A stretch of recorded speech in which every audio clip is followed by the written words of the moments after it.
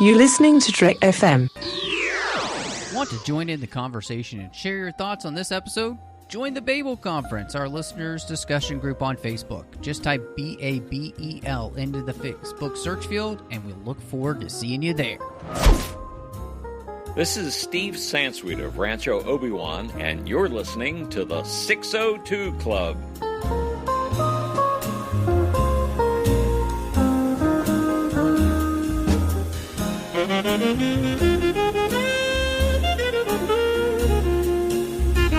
Hello and welcome to the 602 Club, Trek FM's local watering hole. So excited to be here. Everybody is mostly healthy again.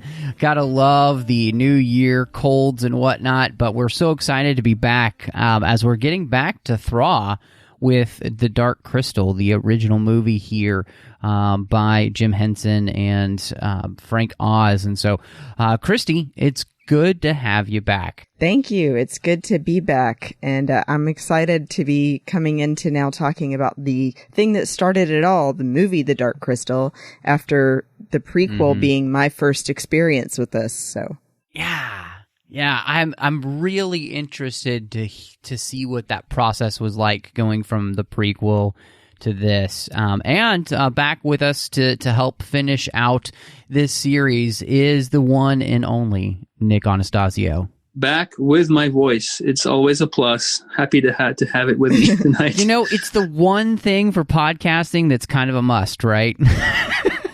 Kind of a must, yes. I mean, you know, we were just discussing this off mic. I could have done it last week, but I don't know if your listeners would have really liked what they heard. You're not ready for podcasting. Yeah, it would have been a mix between that and sort of a Palpatine zombie, like. Oh, everyone's dying to hear that. Zombie.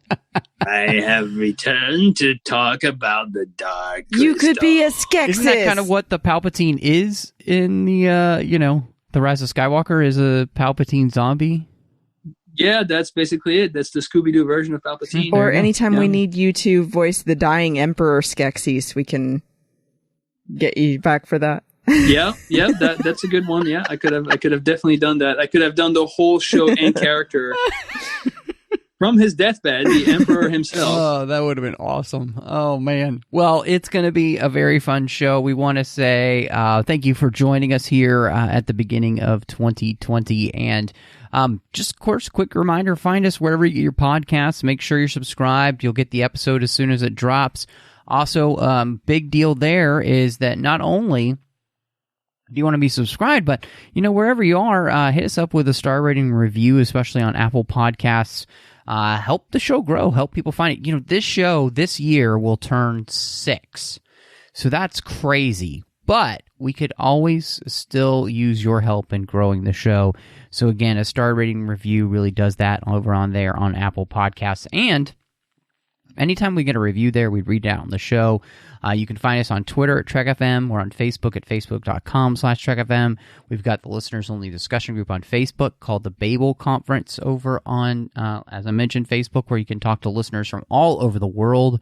You can find us over on Trek.fm, which is our website. We can see everything that we're doing podcast-wise. Plus, if you go to the contact section, you can talk to Christy and I in an email form. Maybe you got some ideas for the show. Maybe you have ideas about what we've talked about. So go there and send us an email, and then Christy and I can read it. You never know. You may inspire an entire episode. And then last but not least, I really want to say a huge thank you to our associate producers here through Patreon. This network is going through a lot. There's so much happening in the Star Trek world. We're growing by leaps and bounds, and that means we need your help. So if you love what we do, go to patreon.com/TrekFM and see how you can be part of our team. We've got some great associate producers over there through Patreon: Ken Tripp, Davis Grayson, Ryan Millette, and Daniel Noah. They've been supporting the show and the network for a long time. And again, they know what we need, which is your support, because without it, we can't run this network. So again, go to patreon.com/TrekFM and see how you can help us out. Honestly, really, truly, every little bit helps a month. Again, that's patreon.com/TrekFM. So, Christy, I alluded this at the beginning, and I didn't put this on the outline, but I kind of wanted to start here because you have such a unique experience from most people, I think, which is that you watched the show and then you watched the movie. And so I wanted to see what your experience was like then, coming into this when you'd already seen the television show on Netflix. So I am really glad that you guys kind of prepared me for it being a little smaller world in the movie than it is in the TV show. Because, I mean, the way that they do the Netflix series, it is much more just visually expansive, and covers a lot more different parts of Thra than the movie does. But that doesn't hurt the movie. It's just different. So I think that was a big difference I noticed. And then, I do feel like the show explained things a little bit better. And with the movie, I felt like you're thrown right into everything. And then you're, hit with one big thing after another happening that you don't really have that time to stop and explain, okay, this planet is Thra and this is everything that Mother Agra did for it and everything like that. I feel like it's more of a quick overview. Yeah. I think, in many ways, this, obviously Star Wars had just come out a few years before this. And so, that's kind of what I compare it to. Because, this is an origin story of this world. Mm-hmm. But there isn't ever a sequel to it, so it's not like we ever get, the Skeksis strike back. And so it is really interesting that they have to try and put everything that you need to know in an hour and a half.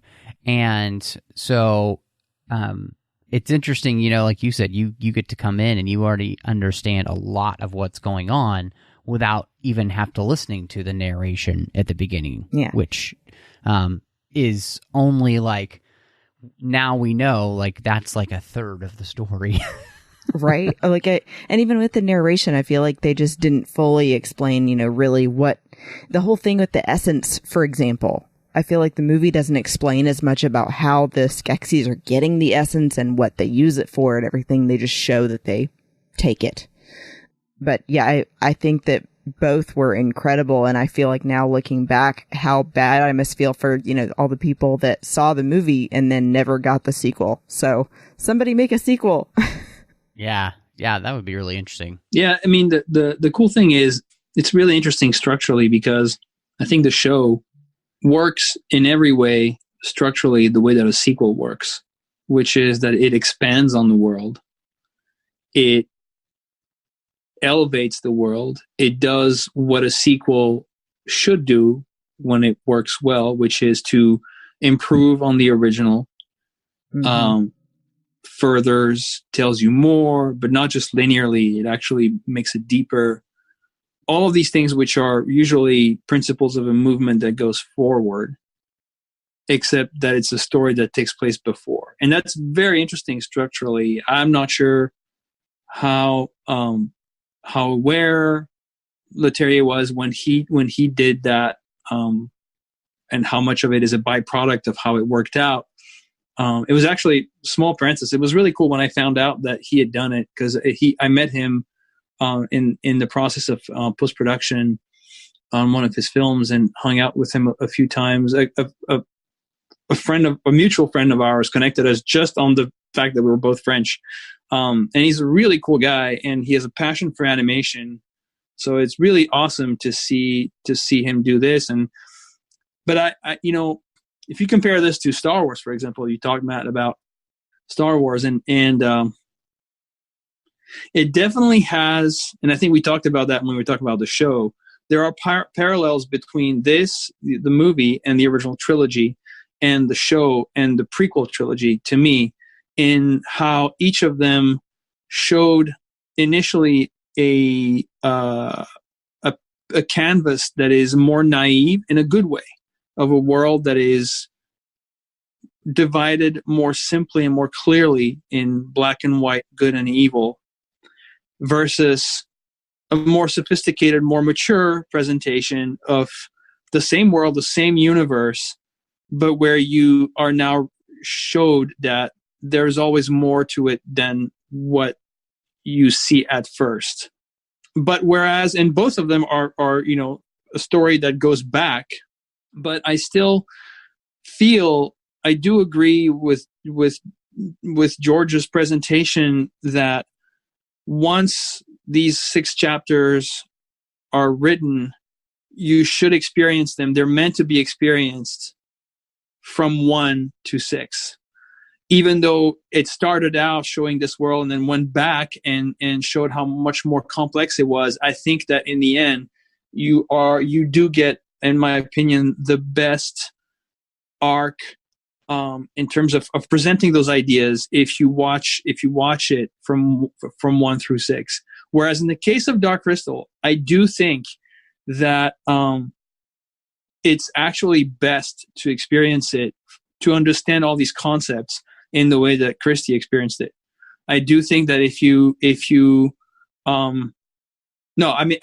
the other way around, to actually experience the sort of that capsule, that's a more naive capsule, and then to actually go back and see after the fact how much more complex it is. Because, and I could be biased by the fact that this is how I experienced it, but this is also how I experienced the 6 Star Wars movies, and it didn't change my opinion in that case. But in the case of Dark Crystal, I feel like it works best for me, having rewatched, both, because that then applies to the principle of like, there's a way to look at things which works and see, the world and life and a story as the simple concepts, the naive concepts of black and white. And there are lessons to be drawn from that. But then, almost like in the way that we grow up from children to adults, it's worth revisiting the same story, the same narrative as an adult and understanding more. It's kind of like the way you look at your parents when you're a child and you see a very black and white, cut and dry, good or bad picture of them. And when you revisit them as an adult yourself, you start to realize all these other nuances and layers you never really picked up on before. It doesn't necessarily mean that what you saw as a kid was a lie, but you see other layers in between. And seeing the Dark Crystal first, and then being presented with, but really, this is what was going on at all these other strata, I think is the best way for me. Reminiscing over all of it, it felt like this is kind of, if I was showing it to someone who hadn't seen it, I would do it that way. I would show them the movie first and then go back, as opposed to show them linearly. So how did you feel, Christy, then, since you had the opposite experience? Well, I will say too, I think that I definitely agree with Nick in that even it's not necessarily fair to the movie to watch the TV show and then go back and watch the movie, because of the technology now that we're able to use that wasn't available in 82. At that time, there were so many things about the Dark Crystal that were groundbreaking, like in particular with the puppeteering and the animatronic pieces of it, that now, seem more primitive, and that we've advanced further and can do more with them than we could then.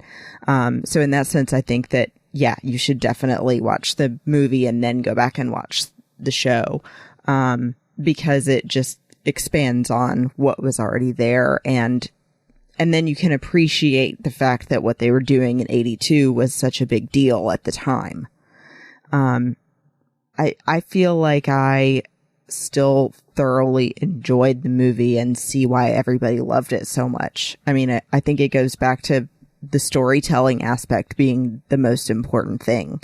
Like we were all talking about with the series, it really has to stem from classic mythological storytelling devices that transcend movie to like being present in all of these other films and TV shows and books that we like that are fantasy, like Star Wars, like Lord of the Rings, like Willow, all of these things have that in common and have that huge, larger than life storytelling that makes people love them so much.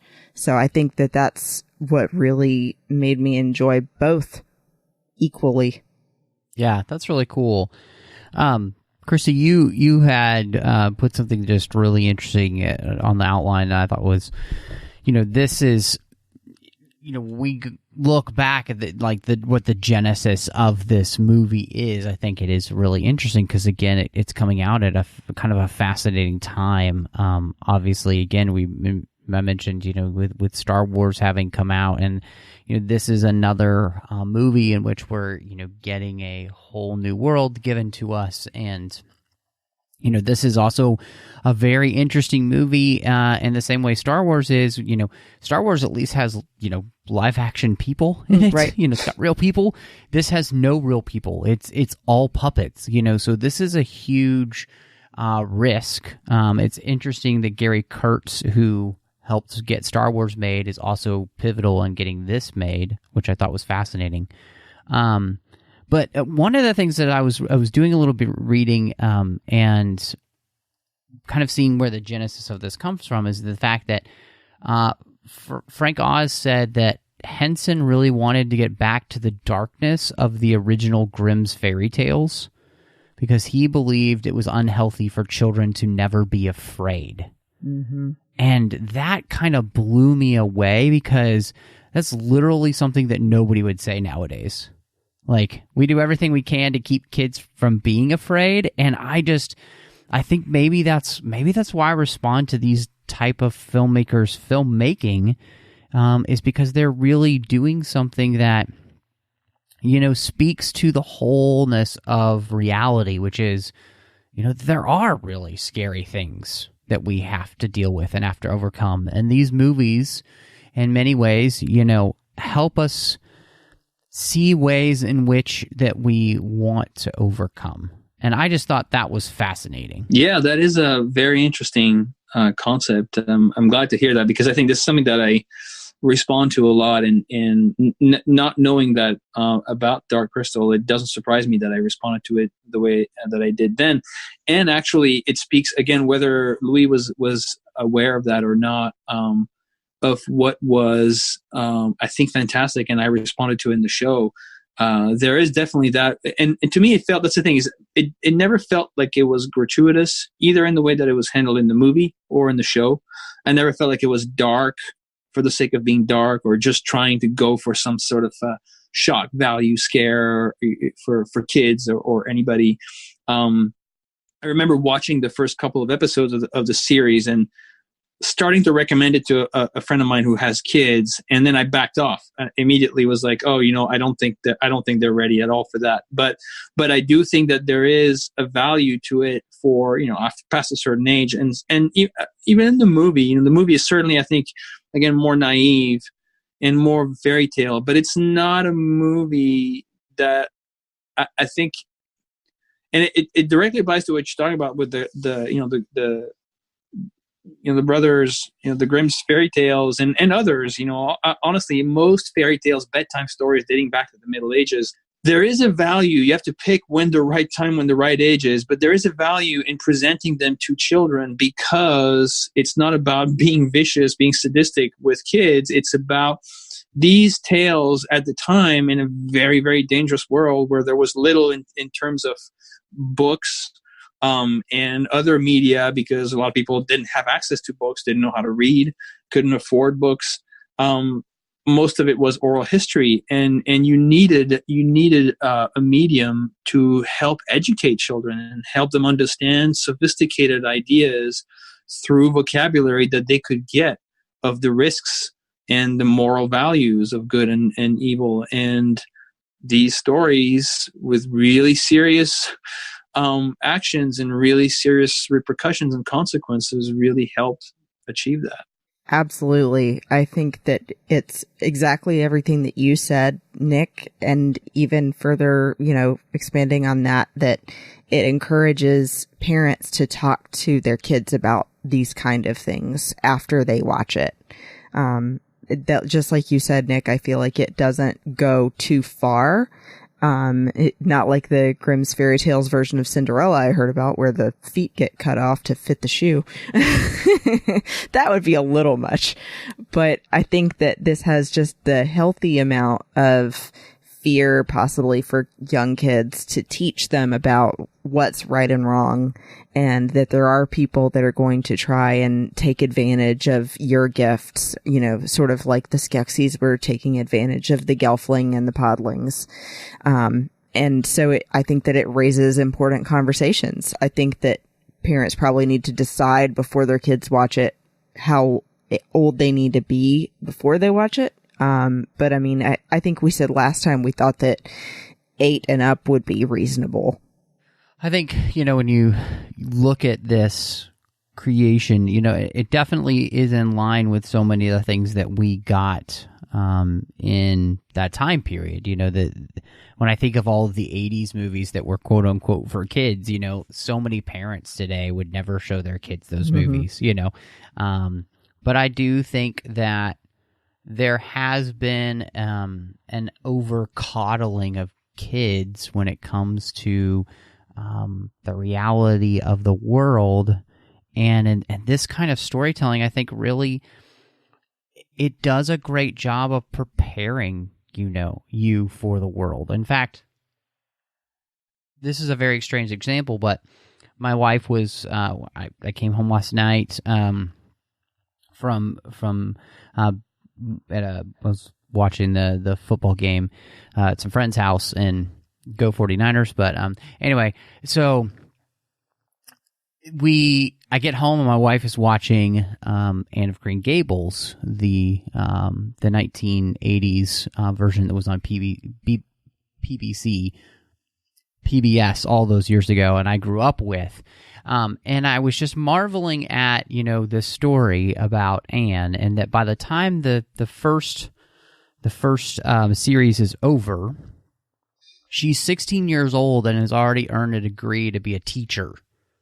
And I was thinking to myself, like, I wonder if watching stories like that about people who are younger but already adulting, as the kids like to call it now, had an impact on my life into what I think the world is like, and we just, again, this is one of those places. I think Dark Crystal is a place where we just get that type of story, because this is, I mean, in the end, it's a story about Jen, who, is our main character. He's our chosen one, quote unquote, who's sent on a mission by the Mystics to reunite the crystal, the lost shard of the crystal, with the Dark Crystal. And, I think that, to me, it's like those type of coming of age stories are the things that, like, as a kid, I know it just helped me grow up, knowing that growing up was not going to be easy. Becoming an adult was not going to be easy. But I think that's one of the things I love about, like, the Chosen One type stories, is that they are so much of, Nick, you and I have talked about so many times in reference to Star Wars, it's the hero of 1,000 faces, and it's about the hero's journey. And those heroes' journeys are about, normal everyday people doing extraordinary things because they're placed, in the fire. And I just, to me, that's the thing that makes these type of stories work. And I think it makes the Dark Crystal story work with Jen. Yeah, I mean, I think, no doubt, I think that it's a story. Christy, you mentioned Lord of the Rings. Just to finish up on this aspect, that I think that I'm just going to sound me like one of those, cranky old grandpas, get off my lawn. But I think kids tend to be coddled a little too much in our society. There's a just middle. I'm not suggesting that we should strip our kids, naked and throw them in the woods, when they hit a certain age for 2 weeks and see if they can make it. But I think that there's a value to teaching children the world can be a scary place. There are monsters. there is a way to do it. You obviously don't want to terrorize your children and have them without the things that are unhealthy, in my opinion, for kids is unanswered questions. When they don't understand, when you can't provide an explanation, even a simple one, even one which is, in a way, there is no explanation. But if you let them make up their own answers, that's the danger. But as long as you can explain to children an order that they can cope, and the sooner they can cope with a problem, with a situation, with a reality, the more they can make sense of it in a way that's not going to traumatize them, that they're not going to be afraid of facing if and when they come in front of it themselves during their childhood or as an adult. Whereas the opposite, trying to constantly shove them aside and not let them see in any way, shape, or form, doesn't help them get equipped to face that. And a movie like Dark Crystal did that back then. I don't consider myself having been particularly either sheltered or ignored or exposed to really inappropriate material when I was a kid. But those were types of stories. My parents were there. They provided me with counseling. They would talk to me. They were definitely in my life. But I also drew a lot of intuitive moral learning from the films and books and TV shows that I watched when I was a kid. And I always said 82 is my seminal movie, the year. It was the year that I really felt like everything crystallized for me. I was 11 years old, and The Dark Crystal was one of those movies. And the combination of these very sophisticated concepts with some of this very simple, naive storytelling, their hero's journey, and the visuals, the puppets, which is something which kids, it opens the door. It's something it immediately, it's one of those things. It's a very good framing device. You can talk about things that are very, very big, very important, very serious, potentially even scary. But when you do it with puppets, that's exactly what you need to do for a kid. You're telling the kid, listen, I'm teaching you a lesson, but don't be scared. It's not real. It's just puppets. And it's just enough removal. This is the same way I presented my kid with Lord of the Rings when I first showed him the movies. He was young. He was 7 years old. But I told him, there's some really big ideas. There's even some scary ideas in there. But the thing that you need to remember, and you'll see that very clearly in the way the bad guys look, is that none of it is real. It's just the concept of it is real. And that's what you need to think about. The scenes themselves, they're not real. And I think, the Gelflings, the Skeksis, the Mystics, they're very archetypal, very strong visuals, very strong framing devices. But the overall execution is also a great framing device for that. At the same time as you have, and I think that's even more important or more relevant to talk about for the film than the series, is this revelation at the end that the Mystics and the Skeksis are one species. That, I think, I remember at the time blew my mind, because that is something where I think that story goes further than Tolkien did, or even than George did in Star Wars. You have a very classic, very archetypal division between light and dark in those types of stories, and for good reasons, and reasons that work and are valid. But I really I remember when it got to that point, and that was a serious twist, especially for a kids movie, a very sophisticated one. When you're told these are the same people. This is one being that got divided. There's the implications of that. It got me thinking throughout my childhood. I would come back every now and then if I saw an image of the movie or if I rewatched the movie or thought about it, and I would come back. And that was one of those things that stuck with me. Just like the reversal in Planet of the Apes of, the apes being the abusers and man being the creature, the animal that's taken advantage of. It makes you think as a kid. And in Dark Crystal, it really just stuck with me. And I thought then and now that's really one of the boldest things that they could have done and did with the story. Right, like showing that every human being on the planet has these two sides to them, maybe. Exactly. Yeah. I mean, there is a much more hard line separation in these other universes between good and evil. And while the concepts of corruption are talked about, while there are implications in Star Wars, but even in Lord of the Rings, of the fact that, there are parts of good and evil in all of us, and we can even move across that spectrum, it's still not done the way that it's done in this movie, like you said, Christy, where it really sets up the stage to say, listen, it's the Skeksis are the mystics, and the mystics are the Skeksis. There is no difference. And in fact, the key to solving the whole thing is for both halves to remember, recognize, and accept that they are actually no different one from the other. Yeah, I love, the whole idea that the two are one, and that what has and this was what was so fascinating, because we talked about this last time, but I mean, I think it comes into play even more so here, that really, at least it's the way that it's presented, but, there really was this perfection here on Thra before this convergence happens, before, the crystal is cracked, and before the Skeksis are split. Before they become Skeksis and mystics, and that leads to obviously this fracturing of this perfect creation, and again, it kind of plays out this garden narrative that we even see by this point. What once near the castle was beautiful and gorgeous, was green and had a river rushing, is now dry and barren. Like, they have just sucked the marrow out of Thra with their evil.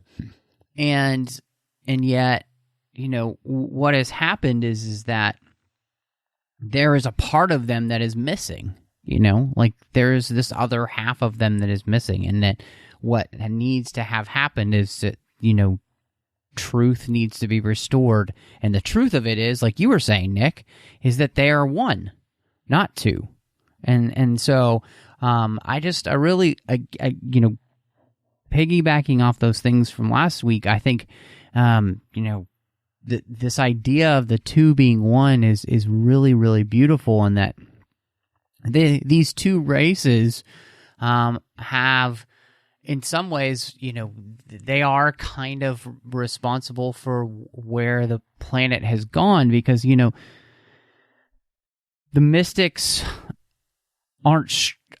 don't have the will or whatever to be able to do what needs to be done, to bring things back. They just kind of hold the line, I guess. And the Skeksis don't care, because we've seen them just destroy this planet and like take everything they can out of it. And so I just thought, to me, that's one of the strongest parts of this. And I really, really appreciated that.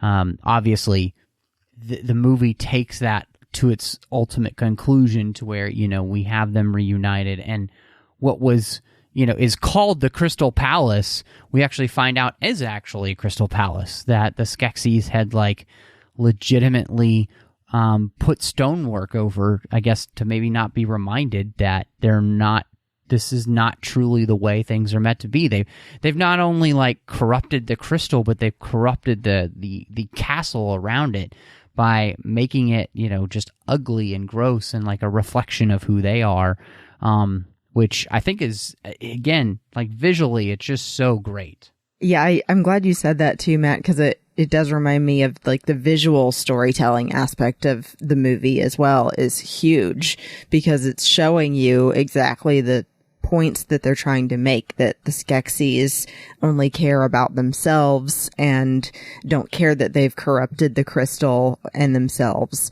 and don't care that for the Crystal Palace to look the way that it should anymore. They want to cover it up. And they don't care that they've sucked dry everything around them on this planet, because all that matters is that they live forever and they rule everything.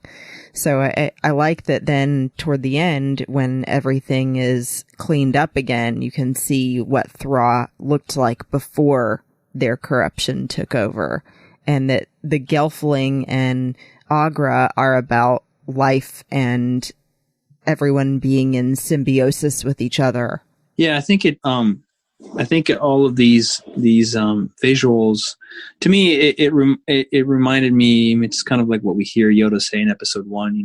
Basically fear being at the root of everything bad that happens in the domino chain of events that follows from fear. And I think if we go back to that idea of the splintering, which is represented in the crystal itself, I think the idea for me is that it almost goes back to these old creation myths of there being one being initially, and when that being splintered into two, and that's man and woman, male, female, everything in the world splintered into two, and that the unfolding of the universe is just the endless quest of these two halves to try to come back and be whole again. And in the splintering of the two, of the mystics and the Skeksis to me represent fear. The mystics are desperate to be whole again, even though, and this is where the lesson that they have to teach is, even though this is nothing that I really remember thinking about as a kid, because they appear, and I think at the time I already had the frame of mind of Yoda, and when I saw them, I immediately compared them without trying to Yoda, and I was like, oh, so they are wise, and they're magical beings, and they have power, and they're good. And I was thinking, well, why would they want to be back with the Skeksis? Why would they want to reunite and become one again? They have all the good parts. And, it took time. This is why I said, this story stuck with me through all the years that I grew up, because to understand that, it's not about good and bad. They understand that no matter whether they inherited all the good part, they are still only half of one whole. And they will never be, their universe will not be set right. Nothing will be right as long as they don't accept that they should take back the other half, even if it's bad. And I think that then there's also more, which is that they represent, yes, good things, but there's good that can be given from what the Skeksis have to offer. Like a lot of evil, bad characters, a lot of times they're more inventive, they're more bold, it's a concept of the Slytherin. The Slytherin have a lot of good qualities to offer in the Harry Potter world. But the Skeksis are afraid. The Skeksis run away from returning to this wholesomeness because they're terrified of losing their identity as Skeksis. They're terrified of that's an idea of death, of losing themselves. And so from that fear comes everything that they do, which is bad and ugly and causes the world to decay and become worse and worse and worse. And I mean, just kind of love at the end. I wish that what was playing was just, reunited and it feels so good. So, I mean, I just feel like that should be what was playing in that scene, because just really, really bring it home. You know what I'm saying? Yep. Oh, yeah. And you went back to your old Trek FM roots of, here's Matt Rushing singing on the podcast. Yeah, well, it just seemed to fit. So I wanted to ask you guys, because now that we have the show and we have the movie, was interesting kind of the way that the Thra history works together, because the way the movie presents it is that, 1,000 years ago, there was this convergence, the three suns come together, and that's when the crystal is cracked and two races, the Skeksis and the Mystics, show up. But the show adds this idea of, that Thra is kind of this perfect place. The crystal is protected by Aughra and her close connection with the Gelfling. And Thra is kind of in perfect harmony until the arrival of this new being, the Skeksis, who are not of Thra. And, of course, as we talked about all last week, they trick Aughra and then they just abuse the crystal. So I wanted to ask you guys about how you kind of dealt with, I don't know if it's inconsistency between the two, or if it's just like maybe we're still waiting for something to be filled in. So I do see what you're saying, Matt, and felt like there was kind of that inconsistency, in particular with the Mother Agra part of the story, because I feel like in the movie that they're insinuating that the Skeksis just showed up and took it from her. Even though they don't particularly say that, it does kind of feel that way to me. Whereas in the show, it was explicitly said that they came and then she willingly gave it to them to look after while she went to explore all the things that they told her about. So the show does put a completely new perspective on Mother Agra, making you feel like she failed Thra rather than it was taken from her. But I don't know. I kind of just, in my mind, reconciled it as knowing what the show told me, to me, that being the true version of her story. Yeah, that's just pretty much the same way I saw it too. It felt to me like there's always, with these types of stories, and when you go back, there's a way that you can kind of have a very purist, for lack of a better term, look and say, well, it's not exactly, or it's not at all in line with what was said. But usually these stories are pretty good about not actually outright contradicting what was said. Mm-hmm. It's sort of, it bends, if you're going to be objective, it bends the rules of the story that was told before in order to tell the story that it wants to tell. But it does so in a way that's not, it's not cheating even. It's certainly not contradicting, and I wouldn't even qualify as cheating. I would say it's just, like Christy said, for me, it's more about saying, well, so you heard the Cliff Notes version, and this is the history book version. This is what really happened. And it doesn't mean that the other one was false. It just means that the other one was a very summarized, very simplified. And in the end, again, you can say it's not false, because it's true that once she realized what had happened, she acknowledges her mistakes, she goes back, she faces the Skeksis, she says, listen, I'm willing to consider that it was a misunderstanding. I screwed up. Now, if you don't mind, let's go back, give me the crystal, and we can all call it quits. And at that point, they go, no, we're going to keep it. Thank you very much. And so in that sense, this is where I think you get to the point of what the movie tells you, which is that when they had the chance to do the right thing, they stole it. They kept it for themselves. Yeah, it kind of reminds me, John Mills likes to put it like this, in The Empire Strikes Back, when Obi-Wan shows up to Luke, when he's in the snowstorm kind of dying, and he's like, you're going to go train on Dagobah with Yoda, the Jedi Master who trained me.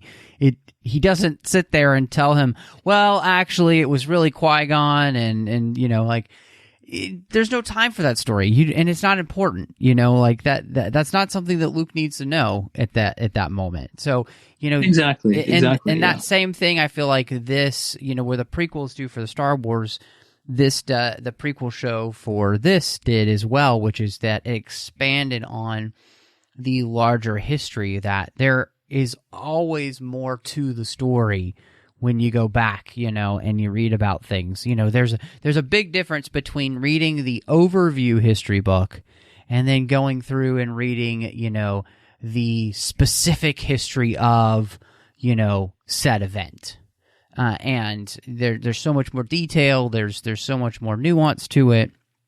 And I feel like that's kind of what it does for me. And, on top of that, one of the things that this does in light of the show now is we have a world changed.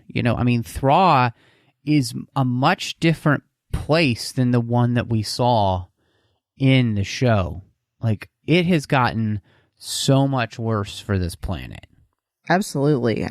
You see basically everything has been desecrated at this point, as it should be. They're trying to show that how far Thra has fallen from being this lush, beautiful, foresty place with all of these different creatures to now that's much more rare to find. And that especially around the palace, that even there's like no water left. It's like constant lightning and darkness, and I love that whole visual representation too of the dark and the light, that the palace is surrounded in darkness all of the time. Yeah, I think again that's to me that's a representation of the Skeksis and how, it's the whole idea if you make the wrong choice because you're afraid. You tell a lie because you're afraid that if you tell your parents I didn't do my homework, they're going to scold you. And then the following day, you then have to make a lie to the teacher. And you lie to them about saying that you didn't do your homework because your parents took you on a trip. And then it snowballs. And each time that you don't face the consequence, you have to do something worse in order to maintain, and you have to stay the course because it becomes harder. The consequences increasing, it becomes harder to back down and to reverse course. And so you have to go through an even worse thing, which eventually causes a, catastrophic cascade of bad things happening at every level, right? And so I think it really sets up, it's the perfect kind of archetypal way of showing how that fear of the Skeksis, this fear of death, this fear of losing themselves, this fear of not staying as Skeksis. This is really, I think, what their immortality is just that sense of identity of being what they are, leads them one choice after another of like not being able to do anything but stay the course at the cost ultimately of the entire world. Well, and I mean, one of the biggest ramifications we see in that is that there are only 2 Gelfling left in the world. Like, they've eradicated all of them because of this prophecy that, the Gelfling will be the ones who undo everything. And so, I thought it was interesting, we kind of have Jen and Kira almost being like this, Adam and Eve that will help remake this world. And so their story together, obviously, it's a love story, but it's 2 people who have also lived through the trauma of what the Skeksis have done to this world.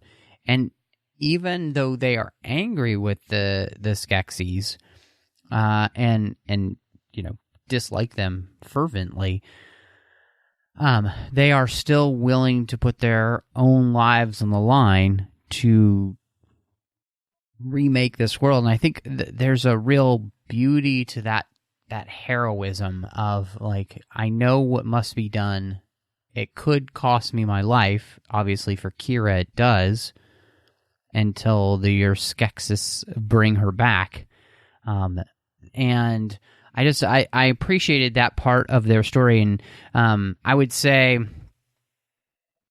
I wish that the movie was maybe slightly longer almost, just so that we could spend a little bit more time developing that side of the story. But I think, thematically and everything, what those 2 represent to this world, it works really well. Yeah. I mean, I think you see in that objectively the limitations of the budget and the means they had, that sort of narrows down the scope of the film, including coming up within the story devices so that they can say there are only 2 Gelflings, there are only 10 Skeksis left, there are only 10 mystics. But it's one of those cases where constraint actually thrusts creativity and improves it, because it really provides, again, kind of the basis, the foundation for a really interesting concept. And I remember as a child watching it, and it really hit home the fact that when you get to a world where you say there are only 2 of these beings, there are only 10 of these other beings, you're really saying, okay, this is a world at the end of its rope. This is a world where this is what you get to when you've exhausted all the resources. And back then, it's something that I already kind of really hit home with me. And that, I think, is even more relevant today. Saying, hey, if you just go with the idea of abundance because it's there today, you're setting yourself up for a day where you're only going to have one of this thing left, and then you're not going to have anything left and no ability to reproduce any of it.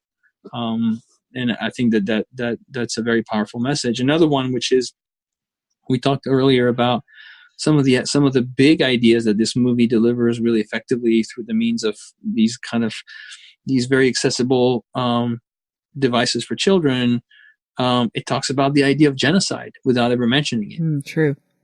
And you can imagine certain conversations, depending on the family, the kids, where it is a way to approach, especially at a time when you have a lot of kids whose parents are going to be parents who lived through World War II and who are very close in Western society of what murder on that scale was.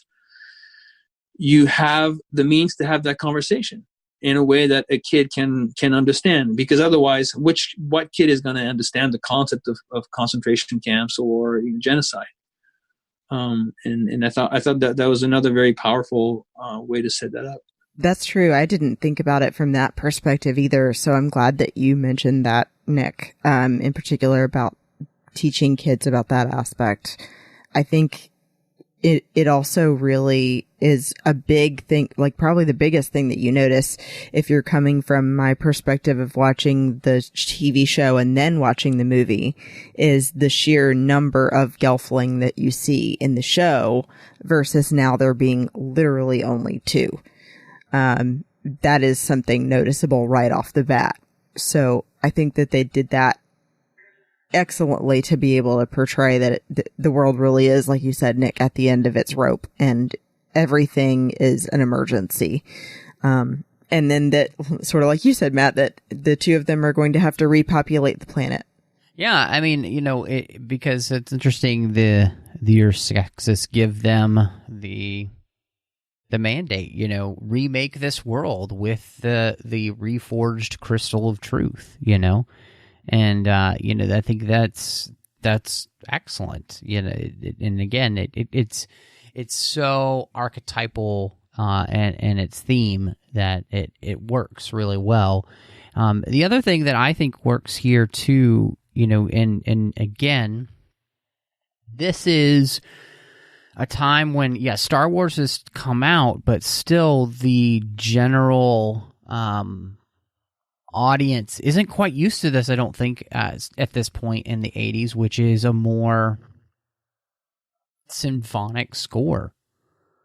And, Trevor Jones creates this really beautiful theme that it's full of mystery and kind of like wonder and worry all at the same time. And I love that he rejected the, like the 80s synth feel for that more classical feel, and it really does the movie a service, because just like Star Wars, I think it kind of helps ground you in feeling comfortable with the music that you're getting, so that you're more comfortable with what you're seeing, which is a movie that had no live action people. It's all puppets, and I think the beauty of the music really helped in that sense. Yeah, I totally agree. And we talked about Pembleton's score for the series last week, and I really enjoyed it. I was just listening to it again a couple of days ago. I love that score as well. But I have to say, there's no doubt that score is more sophisticated, much bigger, more epic in a lot of ways. Just like the show, like Christy very, very aptly described, is more expansive. But there is something that is truly magical about the score for the original film. The main theme and some of there's a track I listen to all the time, which just almost puts me to sleep. And there's something about that music that is just, I mean, it's the idea of a fairy tale world, of, the fairy tale, the fairies in the garden, the idea of this kind of bedtime story, very magical universe. That score, as simple as it is compared to the one for the series, for example, captures, I don't want to say better, it's not a question of because they're very different, but in a more pure, no pun intended, but it captures the essence of that magic, of the world, just perfectly. I definitely couldn't say it better. I will agree with you and add that I am glad that they didn't go with the more popular music of the time in the 80s and chose to go with something timeless, which is like the story you're trying to tell, making it all something that can be told over and over again. And it's things that people are constantly dealing with instead of something that's, passing fad. I think that really something that stood out to me in particular with not just the score, but just thinking about the sound of everything in the movie was the Mystics. First of all, I think are my favorite characters of all of it. And I think that it goes back to what you were saying, Nick, about the puppets making kids feel more secure and that it's not quite as scary, because that's how the Mystics make me feel. Like it's something that you've known forever, even though it's the first time you're seeing it. And I love the sound that they make when all of them are chanting together. Yeah, the Mystics are I love their voice. I love that, like, sort of like that really deep bassy, chorus they have. To me, the Mystics, yeah, if I reach back to my kid's mind, and this is certainly not how I consciously thought of it then, but I really, again, if I juxtapose the kid then and the adult today, and that's brilliant design at every level, whether they were aware of it themselves or there was their subconscious working, that way. That is the archetype of the grandpa that you see from the perspective of like a 6 or 7 year old, right? It's that towering figure with that huge nose, right? And it's sort of like hunched over, very slow, and that has this deep voice that could be terrifying if you skewed it a certain way. But when that old person, that old grandfather, projects the right aura, a kid instantly feels safe. There's this kind of benevolent kindness that makes you feel like it's okay for you to just kind of collapse at their feet or in their lap, and just, you'll be okay, because it's like an old tree, right? An old tree root that will just be there and hold you up no matter what. And you definitely have that completely captured in that design, I think. What, I'm really interested in, it's been, I'm just getting to revisit both of these has been really fun. And so now that we've kind of talked through the original film here, The Dark Crystal, where are you guys with your ratings, do you think? Or do you mean like comparing one to the other, or? No. Just with what you would rate this original film. I mean, it hasn't changed. For me, it's still as powerful as it was. Again, I know all the ways that the series expands on it, the way that a sequel, even though it's a prequel, should. But that doesn't take away anything from the original. And just, the way that you talk about for any of the movies that have good sequels, you could not have everything that the series does could not exist if the foundations weren't laid down by the movie. And that's why I said, I would still, like, if I was showing it if I had a kid at the right age today, I would show them the movie first and then the series, because I think it really works. The movie presenting the sort of the tip of the iceberg scenario really is what makes the series work, in my opinion. And so the movie deserves huge credit for that. And yes, I know as an adult that a lot of the way it looks and sounds is the product of limitations, by time, by budget, but still, being lucky enough to remember seeing it when it first came out, in context with its peers, it certainly was. It was. This came out the year that E.T. came out, the year that Tron came out, the year that a ton of other movies, Conan came out, and I remember not feeling like this movie was any less powerful or effective or executed on a scope that was lesser than any of these. So I I personally would give it a 3 3/4 out of 5 stars, and on a scale of 1 to 10, I would probably give it like an 8.5. That's a pretty good rating.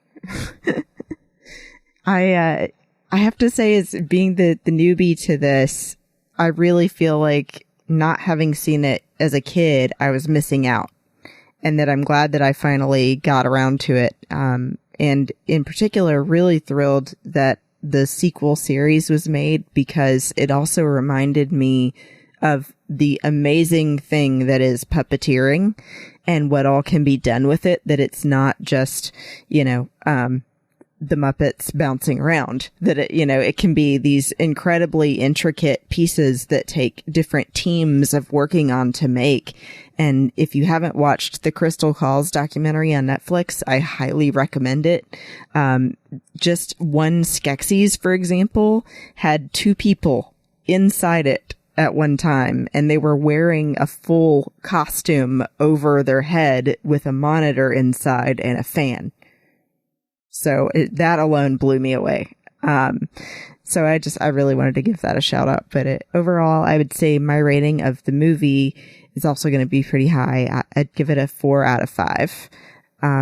Because it really does make you think about all of these huge life lessons. I think that it has that childlike wonder about it, but also can be just as fun for adults to watch. So I would go back and watch it again, and I now want my niece and nephew to enjoy it, who are 8 and 5. Yeah, it's really interesting. So probably about a year ago, I watched this movie, and it was okay, then. And then, the series came out, and I watched that. And so revisiting the movie for, this now in light of the series, I feel like the series made the movie better. Like it just made it better, which is great. Like, I love when, you add to a universe and you feel like then when you go back to what you've seen before, it actually feels like a better thing, which is excellent. This alone, I think, though, when I think about, what they're doing and everything, I think there are some things that I would have, I think I would change about this, if I could, just critically. I think that the exposition and scenes of those nature could be redone, to help things flow better without it just being a moment where you just have an exposition scene. And it's funny that the show literally followed the movie in the sense of there are scenes that go on too long with the puppeteering, like where we're just enjoying, or supposed to be enjoying, I guess, the Skeksis eating, and it's like, okay, I get it. They're gross and disgusting, and I don't know if I need to keep watching this for like the next 45 minutes. But again, I'm right there with you, Nick. I think it would probably be 3.75 out of 5, like, broken shards of the Dark Crystal, because it's good. And again, it got better in light of the fact that the series did such a good job of really expanding the world and making it an even more interesting story then too. So I'm super excited, though. Christy gave a recommendation, but I'm wondering what you guys would like to recommend to everybody here. What maybe something that they should watch this week, maybe something they've missed. And so I don't know. What about you, Nick? I started. I'll stay current. I started watching Messiah on Netflix, and I did not anticipate. It's not that I didn't anticipate liking it, but I honestly went in kind of thinking, okay, kind of thinking that I had to show peg for what it was, and I'm only about halfway through, so it still has the opportunity, I guess, to disappoint me or to sort of prove me right. But so far, actually, I've been really pleasantly surprised, and would recommend people watch it, because so far, without spoiling any of it, what I find really interesting, at least, and actually personally kind of beautiful, is it tackles or it seems to, again, I'm not done with it, so I can't be certain, but it seems to tackle the idea of faith in the modern world. Again, I'm trying to stay in a way that kind of is descriptive without spoiling anything, because I would want people to check it out for themselves. And the idea of what faith is about, really, and you know, when you come to like something that has to explain itself, then kind of defeats almost the purpose of what faith is as a concept, and how that sort of equation or puzzle, if you will, presents itself to people living in today's society. And what it does with the story so far is, I think, really beautiful. And again, I've watched, I think, 4 episodes. And the central character, you could say that the titular character of the show, I think, is doing a wonderful job of carrying that on his shoulders. And that really impressed me. So that would be my recommendation of the week. That is quite the recommendation. I feel like I'm going to have to watch it. You should check it out. Yeah, you should check it out. Let me know what you think. Okay. What did you say it was on? Netflix. Okay. Netflix has so many good originals now. I just have to say that. Mine is not going to be quite as big a deal. I'm revisiting the things that I love because they're so bad. And I really wanted to throw this in there and say, if you haven't seen a movie called Tammy and the T-Rex, it's really weird. It's Paul Walker's beginning of his career. And I think even has Denise Richards as the lead female character. Ooh, does she play like nuclear physicist? No, she plays a high school student. I knew you were going to go there. That probably works better then. But basically, it was just a really, really, really bad movie as far as like having a amazing plot or teaching you a life lesson or anything, but it's hilarious because it's so bad. The synopsis is that Paul Walker gets bullied at school and his brain gets put into the body of a T-Rex and comes to life. That does sound phenomenally bad. Yeah. It sounds like a gem. So, and then Tammy and the T-Rex go on dates. Of course. So, I highly recommend.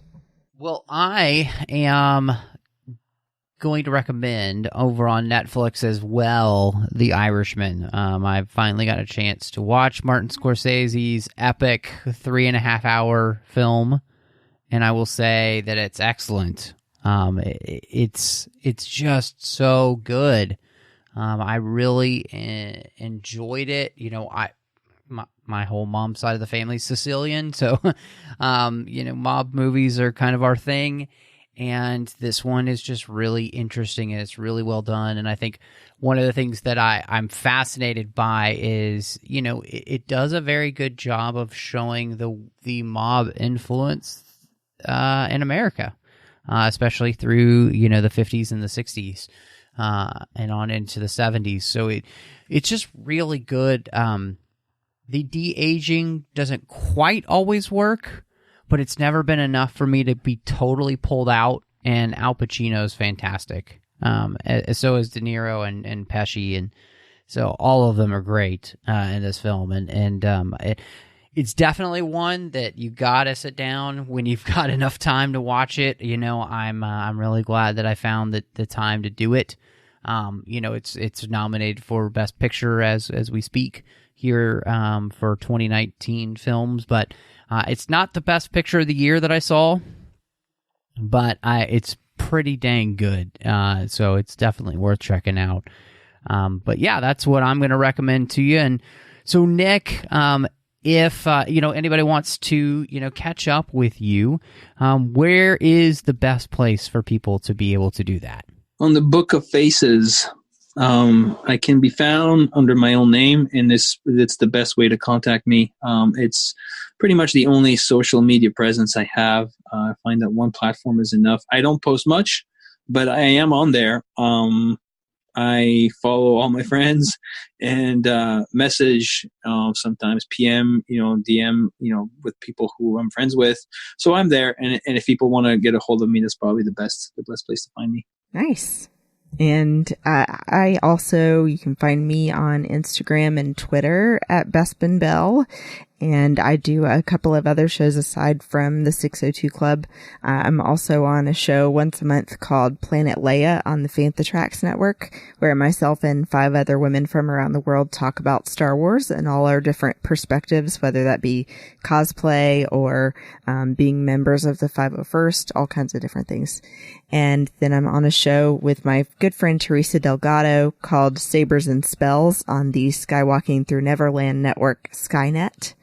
And we talk about anything geeky that we want. We're changing our format actually a little bit to be more conversational. We felt like we were getting too scripty, and so we want to get back to 2 girls having fun talking about things we love. So that should be bi-weekly. We've been on a bit of a hiatus, but we're getting back to it. And then lastly, I do a segment which I've been a little behind on, but Fashion in 5 on the Star Wars Report, talking about men's and women's Star Wars fashion. I got a fashion tip for you. You can get a t-shirt for the armor for The Mandalorian now for men and women over on Hot Topic. There are a couple of different styles, and I ordered one, and I can't wait for it to come in because I love that character. So there's your fashion tip. Thank you, Matt. You're welcome. You're welcome. You could just steal that and put it on your February Fashion in 5. You could find me on Twitter, Instagram, Letterboxd, and Vero under the name MattRushing02. I'm also here on the network when Chris Jones and I do get a chance. We talk some Deep Space Nine over on the Orb. You can find me on the Nerd Party Network. I do 2 shows. One I do with Drea Kaufman. It is called Owl Post, and we talk about every single chapter of the Harry Potter series, one chapter at a time. We're in the middle of the Half-Blood Prince right now, which is really cool. So hopefully you'll join us. You can also find me doing Aggressive Negotiations with my good pal John Mills, where we talk about all things Star Wars. And, well, there's so much to talk about with Star Wars these days, so I don't know when the show will ever end, which is great. And last but not least, you can find me doing Cinema Stories with my good friend Courtney, where we talk about films through the lens of faith. And we're back for the year, and we actually just talked about The Rise of Skywalker ourselves. But thank you so much for joining us. And y'all come back now, you hear?